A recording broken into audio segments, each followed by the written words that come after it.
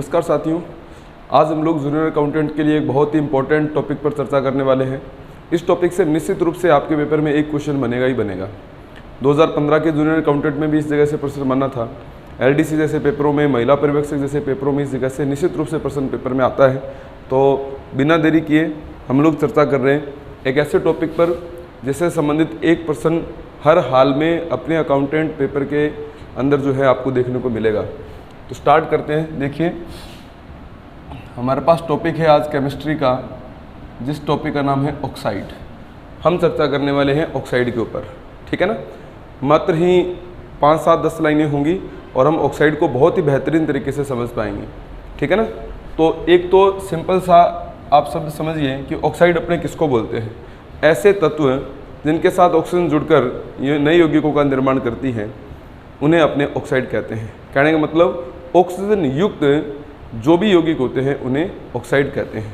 जब भी किसी तत्वों के साथ ऑक्सीजन जुड़ती है तो ऑक्साइड यौगिक बनते हैं, ठीक।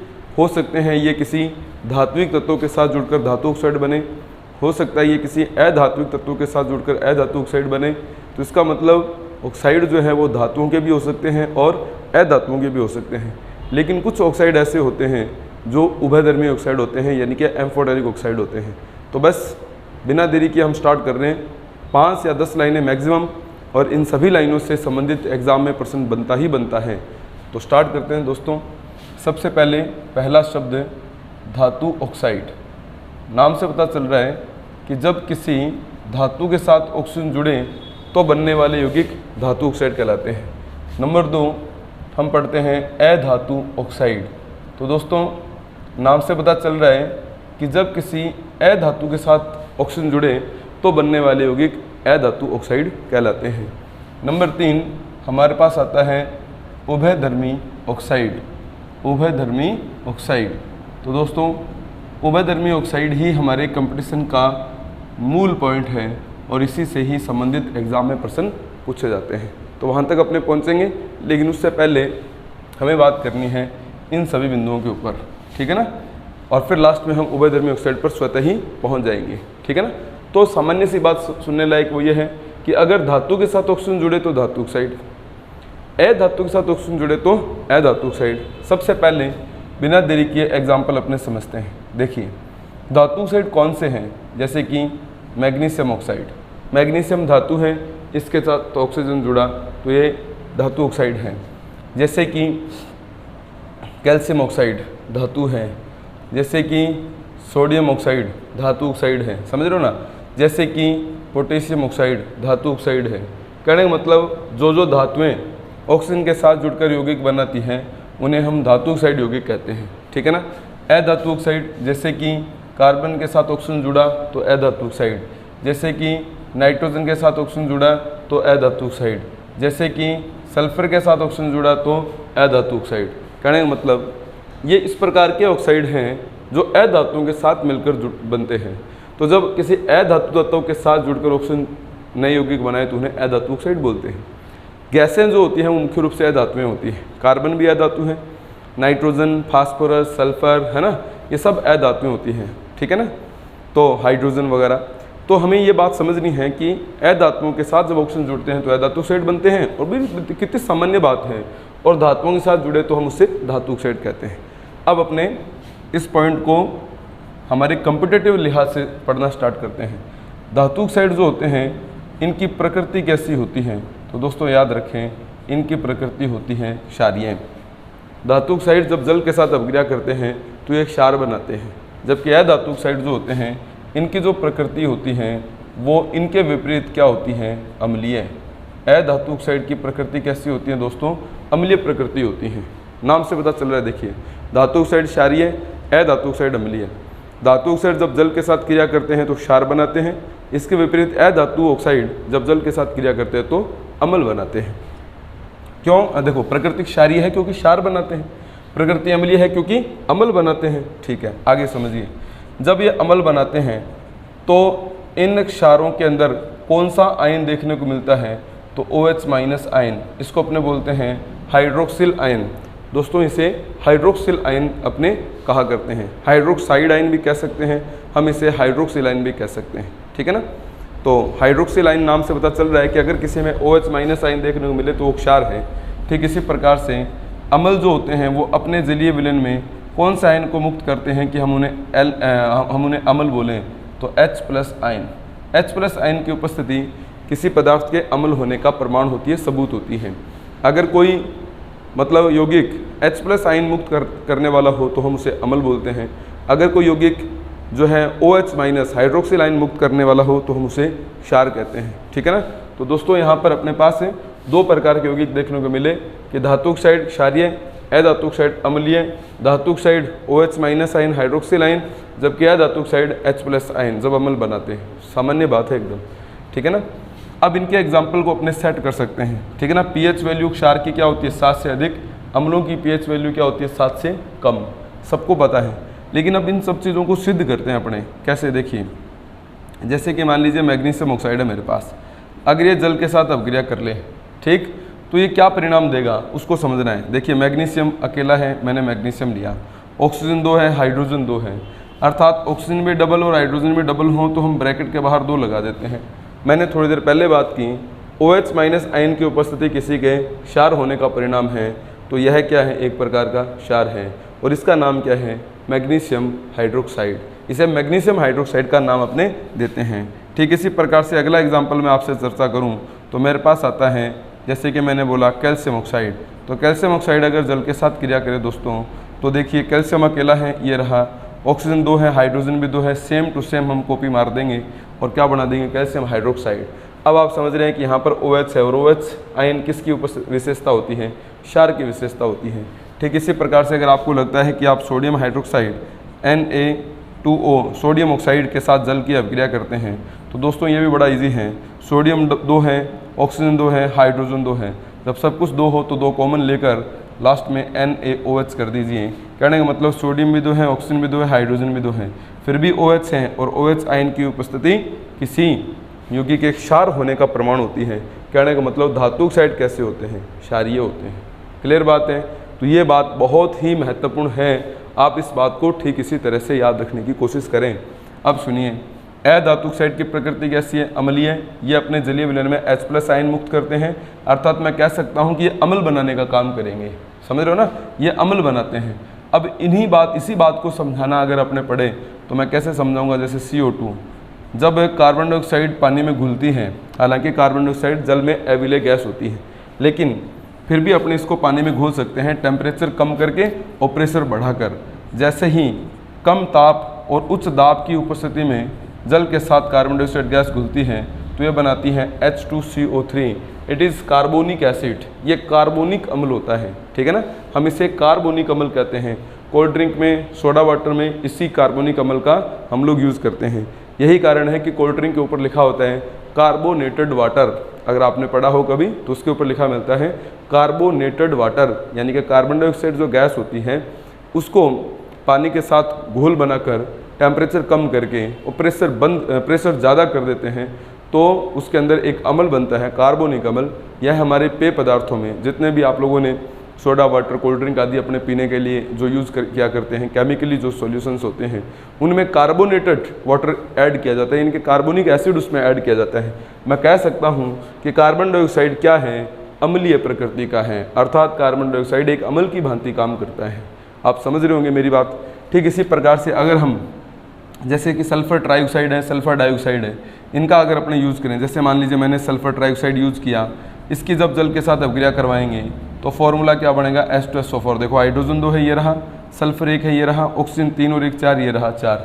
हम सब जानते हैं H2SO4 किसका फॉर्मूला होता है दोस्तों, सल्फ्यूरिक अम्ल का फॉर्मूला होता है। कहने का मतलब अगर हम चर्चा करें कि SO3 सल्फर ट्राइऑक्साइड की प्रकृति कैसी होती है तो क्या बताएंगे, अम्लीय प्रकृति होती है ना। नाइट्रोजन डाइऑक्साइड नाइट्रिक अम्ल बनाएगा, कैसी प्रकृति होती है दोस्तों, अम्लीय प्रकृति होती है। ठीक है ना। इसी तरीके से कार्बन डाइऑक्साइड की प्रकृति कैसी होती है दोस्तों, अम्लीय प्रकृति होती है। इस हिसाब से हम अधातु ऑक्साइडों को क्या मानते हैं कि ये क्या बनाते हैं, अम्ल बनाते हैं, अर्थात इनकी प्रकृति कैसी होती है, अम्लीय प्रकृति होती है।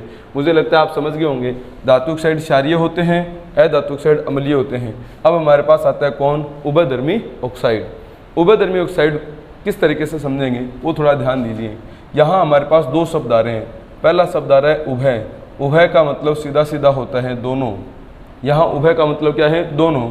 दूसरा शब्द यहाँ पर क्या लिया गया है, धर्मी ऑक्साइड।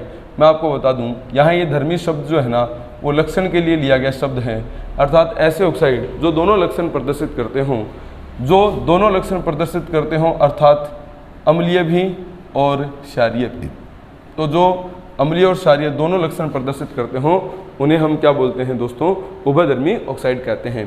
उभयधर्मी ऑक्साइड अर्थात एम्फोटेरिक ऑक्साइड, ऐसे ऑक्साइड जो अम्लीय और क्षारीय दोनों प्रकार का प्रभाव प्रदर्शित करते हों उन्हें उभयधर्मी ऑक्साइड का नाम दिया जाता है। ये पेपर में प्रश्न आने लायक हैं दोस्तों, इसी तरीके से ये पेपर में प्रश्न आ सकता है, दोनों लक्षण अर्थात क्षारीय और अम्लीय। क्लियर बात है। अब इस बात को समझने के लिए हम कुछ एग्जाम्पल नोट करते हैं, तो ध्यान दीजिए।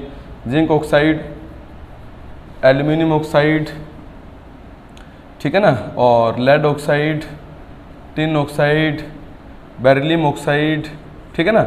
ये देखिए, ये जिंक ऑक्साइड, एल्यूमिनियम ऑक्साइड है, लेड ऑक्साइड है, टिन ऑक्साइड है, बेरिलियम ऑक्साइड है। ये कुछ ऐसे ऑक्साइड होते हैं जो अम्लीय और क्षारीय दोनों लक्षणों को प्रदर्शित करते हैं, इसलिए इन दोनों को हम क्या बोलते हैं, उभयधर्मी ऑक्साइड अपने बोलते हैं दोस्तों। ये बहुत अच्छा प्रश्न है, आप सोच के देखिए जरा, है ना। जिनमें दोनों प्रकार का प्रभाव देखने को मिले उसे उभयधर्मी ऑक्साइड कहते हैं, अर्थात जो अम्ल की भांति भी काम करे और जो क्षार की भांति भी काम करे उसी को हम उभयधर्मी ऑक्साइड बोलते हैं। बहुत अच्छा प्रश्न है ये, है ना। अब सबसे पहले थोड़ा देखिए, जिंक ऑक्साइड, जिंक एक धातु है, एल्यूमिनियम ऑक्साइड, एल्यूमिनियम एक धातु है, लेड ऑक्साइड, लेड एक धातु है, टिन ऑक्साइड, टिन एक धातु है, बेरिलियम ऑक्साइड, बेरिलियम एक धातु है। कहने का मतलब उभयधर्मी ऑक्साइड कौन है तो धातु ऑक्साइड ही, लेकिन इनकी प्रकृति क्षारीय होने के साथ साथ अम्लीय भी होती है, समझ रहे हो। तो मैं इस प्रश्न को कैसे बनाऊंगा, देखिए, ऐसे धातु ऑक्साइड, बहुत अच्छा कॉन्सेप्ट है, आप ध्यानपूर्वक अगर इसको समझें तो आपको पेपर में प्रश्न देखने को मिलेगा। ऐसे धातु ऑक्साइड जो क्षारीय होने के साथ साथ, ऐसे धातु ऑक्साइड जो क्षारीय होने के साथ साथ अम्लीय भी होते हैं, ऐसे धातु ऑक्साइड जो क्षारीय होने के साथ साथ अम्लीय भी होते हैं, उभयधर्मी ऑक्साइड कहलाते हैं, उभयधर्मी ऑक्साइड कहलाते हैं। दोस्तों, इस प्रश्न को अगर अपने सही तरीके से पढ़ने का प्रयास करें तो हमारे पेपर में प्रश्न आने की संभावनाएं मेरे हिसाब से 100% है, क्योंकि ये कभी न चूकने वाला प्रश्न है। 25% जूनियर अकाउंटेंट में साइंस के बनते हैं, जिनमें से मेरा मानना ये है कि 1% एग्जामिनर निश्चित रूप से ऑक्साइड से देने वाला है। अगर आप चर्चा करें 2015 के जूनियर अकाउंटेंट की, तो दोस्तों याद रखें आपको ये प्रश्न देखने को मिलेगा। अगर आप बात करें 2016 के एलडीसी एग्ज़ाम की, तो आपको इस जगह से ये प्रश्न देखने को मिलेगा, समझ रहे हो ना। 2016, इवन 2013 एलडीसी एग्ज़ाम भी अगर आप इसमें ऐड करें तो आपको ये प्रश्न देखने को मिलेगा। निश्चित रूप से एग्ज़ाम में इस जगह से प्रश्न आते ही आते हैं, समझ रहे हो ना। ऐसे ऑक्साइड जो अम्लीय और क्षारीय दोनों प्रकार का व्यवहार दिखाते हैं उन्हीं को एम्फोटेरिक ऑक्साइड या उभयधर्मी ऑक्साइड कहते हैं। ये 5 एग्जाम्पल हैं, किताबों में ये 2 एग्जाम्पल सबसे ज़्यादा वर्णित हैं, और इन्हीं दोनों एग्जाम्पल्स में से एक एग्जाम्पल डैम श्योर एग्जाम में पूछा जाता है। मेरा ड्यूटी ये था कि मैं आपको यहाँ तक पहुँचा सकूँ, तो मैंने आपको यहाँ तक की जानकारी दी। उम्मीद है आपको ये कॉन्सेप्ट समझ में आया होगा। लेकिन अगर किसी के मन में ये चल रहा है कि भाई जिंक ऑक्साइड, एल्यूमिनियम ऑक्साइड क्षारीय होने के साथ साथ अम्लीय क्यों हैं, तो इस बिंदु पर हम किसी और दिन ज़रूर चर्चा करेंगे, और उस वक्त मैं आपको एक उदासीनीकरण अभिक्रिया बताऊंगा, और अगर उसको सिर्फ ओरल सुनना हो तो आप सुनकर भी समझ सकते हैं। उदासीनीकरण अभिक्रिया का मतलब क्या होता है, अगर अम्ल किसी क्षार से क्रिया करे तो लवण, जल और ऊष्मा देता है, उसे उदासीनीकरण अभिक्रिया कहते हैं।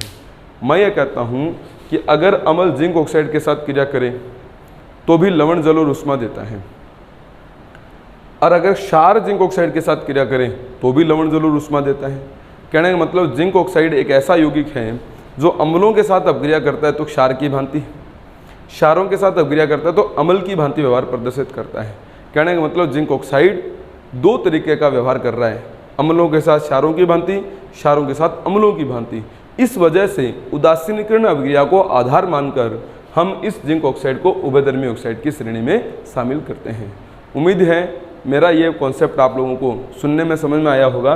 बाकी एक दिन मैं आपको उभयधर्मी ऑक्साइड, है ना, न्यूट्रलाइजेशन रिएक्शन के साथ मिलाकर करवाऊंगा तो आप लोगों को बेहतर तरीके से समझ में आ जाएगा। और जब तक ये कॉन्सेप्ट मतलब आप लोगों को मैंने बताया, इसको आप बस इतनी लाइन के रूप में इसको याद रखने की कोशिश करें, निश्चित रूप से तुम्हारे पेपर में प्रश्न जो है देखने को मिलेगा ही मिलेगा। अब समझिए अधातु ऑक्साइडों के अपवाद, ऐसे अपवाद जो अधातु ऑक्साइड होने के बावजूद भी अम्लीय नहीं होते हैं, जैसे कि H2O, जैसे कि NO, ये कैसे होते हैं? उदासीन होते हैं। सोचिए जल जो है वो भी अधातु ऑक्साइड है, होना कैसा चाहिए? अम्लीय है, लेकिन होता कैसा है? उदासीन। अपवाद है। ठीक इसी प्रकार से इस जगह पर भी मैं आपको कुछ अपवाद जो है मेंशन करके बताता हूँ। देखिए धातु ऑक्साइड कैसे होते हैं? क्षारीय, लेकिन KMNO4 potassium permanganate, K2Cr2O7 potassium dichromate, ठीक है ना। अगर अपने इसमें से सबसे फेमस K2Cr2O7 पोटेशियम डाइक्रोमेट की बात करें तो इसकी प्रकृति क्षारीय न होकर कैसी होती है? अम्लीय होती है। अब देखो होनी कैसी चाहिए? धातु ऑक्साइड की प्रकृति क्षारीय, लेकिन ये कैसा है? अम्लीय। यह अपवाद है। इस तरीके से आप इस कॉन्सेप्ट को याद कर सकते हैं। जिन जिन विद्यार्थियों ने वीडियो को पूरा देखा वो इससे बोर्ड का स्क्रीनशॉट भी ले सकते हैं, ताकि आपको ये कॉन्सेप्ट बिल्कुल नीट एंड क्लीन तरीके से समझ में आ सके। तो दोस्तों आप स्क्रीनशॉट ले लीजिएगा और इसको थोड़ा घर पे बढ़िया आराम से एक बार रिवाइज़ करके ज़रूर देखिएगा। आप वीडियो को रिवाइज़ करके देखेंगे तो आपको निश्चित रूप से मैं प्रॉमिस करता हूँ 1% आपको यहाँ से 100% मिलने के चांसेस हैं। इसी उम्मीद के साथ आपको वीडियो अच्छा लगा होगा। आप इसे लाइक कमेंट शेयर करें, अपने दोस्तों तक इस वीडियो को भेजें और जूनियर अकाउंटेंट में 1% ऐड करें। बहुत बहुत धन्यवाद आप सबका। All the best for all of you. Thanks a lot.